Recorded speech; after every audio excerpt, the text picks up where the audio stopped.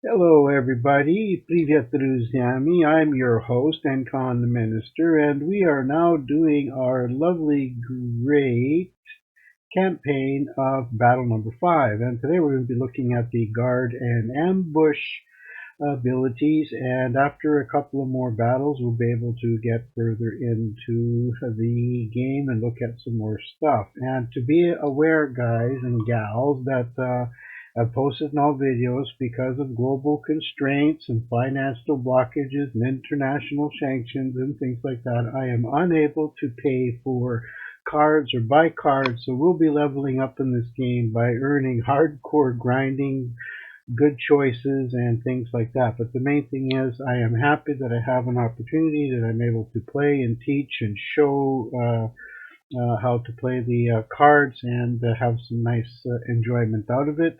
And at the same time, learning a little bit of history. So anyhow, we're going to be going into it. I'm not sure how long this battle will be, but looks like now we are after the human torpedo, and the deck was noted as a mid-range in value, so just for those who missed a video or two, we are looking at this concept here. So anyhow, let's play, and hopefully this is a short game. I'm trying to keep the video short on the tutorial, so for as long as they go, we will keep it at that, and I also hope that this recording is working well. Okay, so the instructions are going to give us now, of course. Message from headquarters. Our offense is going well, but the enemy still has many small units in the area and can strike out at any moment. Operate with care. Ain't that nice? Okay. So we're going to put out a infantry regiment. So obviously we're going to do turn 1. And also, just to be aware, guys, I've noticed that on the right side, a lot of cards will slide in if you get buffs, and generally they come in from the left or right side, sliding into the left. So you might want to be mindful of that in the future. Okay, watch out. The enemy has ambush unit out. Sometimes you need to sacrifice a small unit by attacking and clearing the ambush so other units can finish it off. When attacked for the first time each turn, this unit deals its damage first and receives no damage if it destroys the unit. So that means that we need to be higher than 2.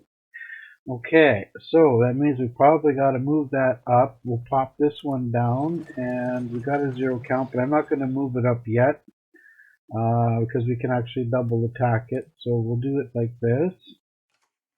And you see we got just small headquarter counts. So we've got a pile of cards to get some practice, but now we'll see how it goes. Now we've got a guard. And now guards the ability to protect targets that they're adjacent to. Units in headquarters means the guard targets cannot be attacked. You must deal guard unit first. Bombers and artillery, guys, that's the main thing. A lot of people misread or don't understand that bombers and artilleries can go against the guard unit. So you're only on ground like tanks and infantry or vehicles. Other than that, yeah, guards and also regular fighters. So just standard bombers and artillery is a weakness to this. Okay, which means the back line. Adjacent non-guard units cannot be attacked by bombers and artillery. So you go against a deck with something like that, well, there's some problems. All right. So here now it says the Panzer Grenadier can move and attack during the same turn, but it doesn't mean that when we put it down. So I'm going to go like this, and we're going to start popping on the guard because we're not allowed to touch this yet.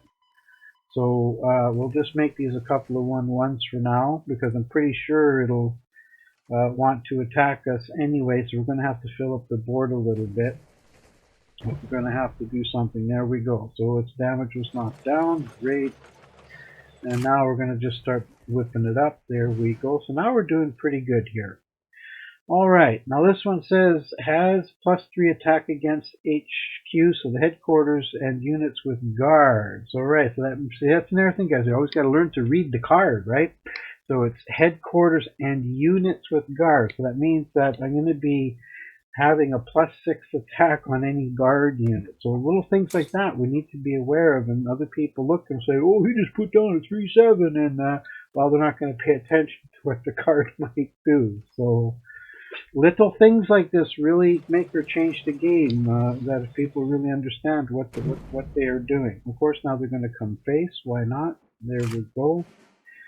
All right, so, and has to prove the point here, right? It says +3 attack. He's got +4 health, so we just see, wind into that. He is gone, and we're now a hardy 3/6, and I'll tell you what, there's nothing with a hardy 3/6. All right, and generally tanks we can deploy. There we go. We're going to draw a card. See, another. This one's just a plain card with no affixes, and get a good value 3/6 card on the board is pretty nice because it takes 2 3/6s to take one out, right?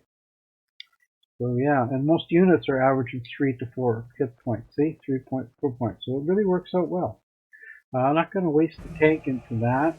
Pin a target unit, deal 2 damage to its adjacent units. Okay, so the enemy played a card that pinned one of your units. You cannot move or attack with the pinned unit, but it will defend normally. The pin is removed at the end of your turn, and the pinned unit can't move or attack, and the pin is removed at the end of the owner's turn, which this is like a delay tactic, and like in other card games, it's usually something that's almost like a miss a turn. I guess it'd be the same way, but the card value still holds, but you're just not unable to move forward. All right, so my favorite thing is I do love planes, guys. It says deal 2 damage to all those in the support line. So right now I'm, oh, that was pinned. Oops, yeah. We're going to sacrifice the tank. Or I can do this, and do I sacrifice the tank? Because the thing is, I can move twice and go ahead, right? I want to wait maybe for one more. I'm going to do this. I'm going to hang on to the supply line, because I'd rather do that, just so we can get this tutorial down a little bit, but it gives you an idea. Sometimes moving and attacking and thinking is what we want to do here. So, of course, attack for the people, great.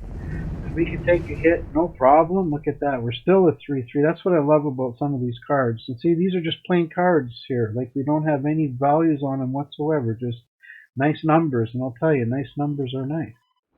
So we'll move them up, and of course infantry can only move unless it has the blitz, so only the tanks can move and attack, and planes and artillery can do their swing. So, and some people sometimes miscalculate, thinking, oh, I'm going to move my human up there, and oops, I forgot I can't attack, and then they kind of, have their game plan stalled one turn because of their mindful thinking.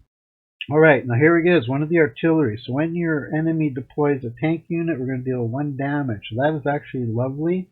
Now for something like this, guys, again, I really don't want to waste an order for something like this, because it says to all units, unless there's like another more than 2. But this means I put this on that it's going to do 2 damage right across the board. So right now we're still trying to show a nice attack. I want to show you again the technique, because it costs 2 to move. We've got 8 credits, right? Now we're down to 6 credits, but we still have that 2 for 2 here. Now if this was a bomber, we wouldn't receive any damage. And again, we can just run 2 in like so, and it's done. There it is. So pretty much like this, you just need to think a little bit. Sometimes the order, sometimes can you attack, then buff, play, counter. But this was a good prime example of just sometimes nice and slow, and tedious will get the victory that you need. So anyhow, here we go. We're going to check out our rewards, and now we're at a level 5. We unlocked the special card. I was waiting for this one.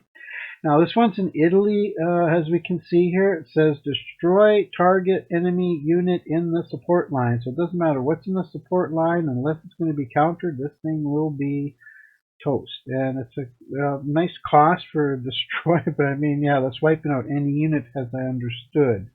And again, we're looking at Italy, so this will be the Allied nations. But anyhow, level 5 on Germany is looking really good, and that's where we're sitting now. So we're going to go deeper. I've played Germany's cards so far, so we allow it to have all an Allied nation. Cards allows you to have an allied nation in your deck to build great strategy. So now I guess the next one we're going to start having some Italian nations going in here. So the 6th match, you'll learn more about strategic aspects of destruction, and we're going to account this new effect. And boy, this was a lot of fun. I really enjoyed this one. They get better and better, so we're going to have it just like that. And anyhow, and there's a picture of me, guys. Woohoo, I throw my camera on, and I am your host, Encon the Minister, and we're going to catch you on the next video, because, well, it looks like it's going to be video number 6 in our guide series, and I look forward to seeing you then. Ciao for now.